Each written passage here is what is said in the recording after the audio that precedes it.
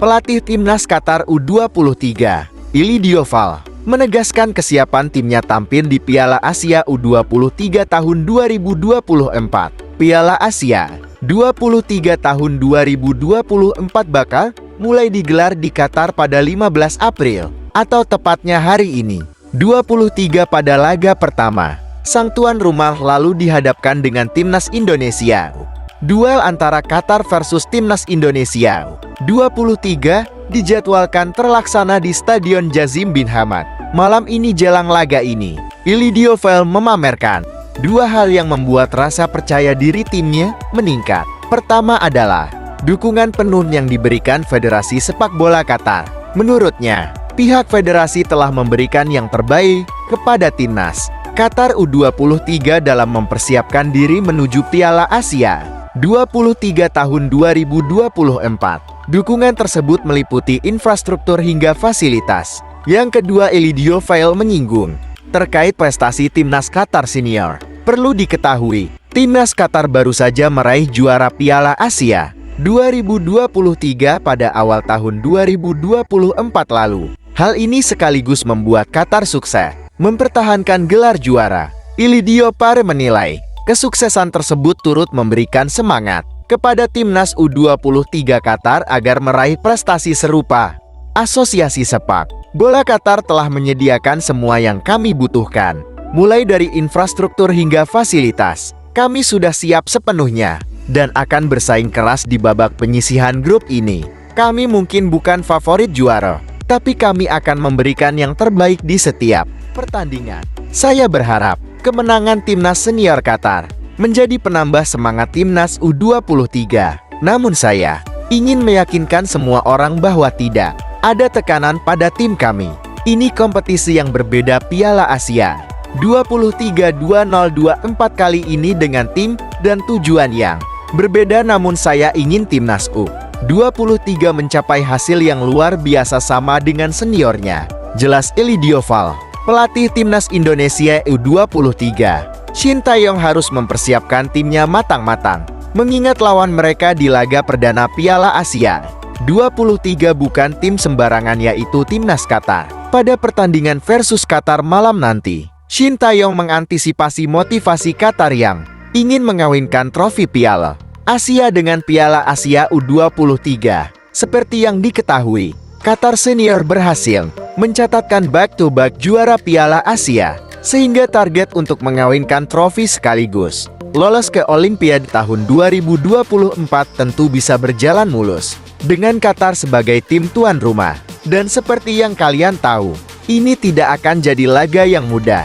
Qatar sejak tahun 2019 terus berkembang dan mendapatkan banyak trofi di tingkat Asia, termasuk di Piala Asia tahun 2023. Kata Shin Tae-yong, meski skuad senior dan U23 memiliki perbedaan mencolok, namun Shin Tae-yong enggan menganggap remeh tim tuan rumah. Dia pun membangun kepercayaan diri skuad Garuda Muda dengan tidak memberikan tekanan besar bagi para pemainnya. Tentu Qatar U23 jadi tim yang bagus juga, tapi saya tetap percaya pada pemain saya dan tidak memberi tekanan banyak pada pemain saya,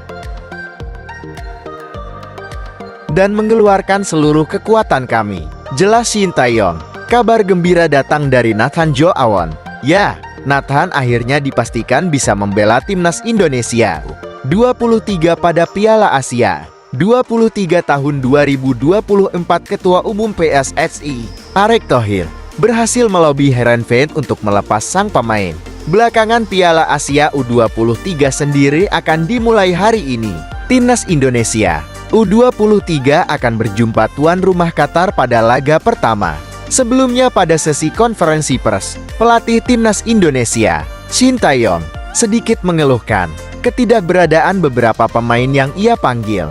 Namun ia optimis bahwa setelah semua pemainnya komplit, timnas Indonesia U23 punya peluang besar untuk menampilkan kekuatan terbaik. Kabar mengenai Nathan Jo Awon yang simpang siur untuk waktu yang lama akhirnya kini sudah jelas. Lobby Erick Thohir dengan Heerenveen membuat pemain serba bisa. Itu bisa bergabung dengan timnas Indonesia U23. Erick Thohir mengabarkan bahwa Heerenveen melepas Nathan Jo on pada 14 April, atau sehari sebelum laga pembuka melawan Qatar. Dikabarkan pemain berusia 22 tahun itu tengah dalam perjalanan menuju Qatar. Kami baru mendapat kabar baik bahwa Nathan bisa tampil di Piala Asia U23. Nathan akan bergabung di Doha tanggal 15 pagi atau tepatnya hari ini. Itu artinya PSSI berupaya semaksimal mungkin agar pemain-pemain dapat bergabung, baik pemain dari Liga 1 maupun yang bermain di luar negeri. Dan saya bersyukur, meski membutuhkan waktu, tapi hampir seluruh pemain dilepas klubnya, ujar Erick Thohir.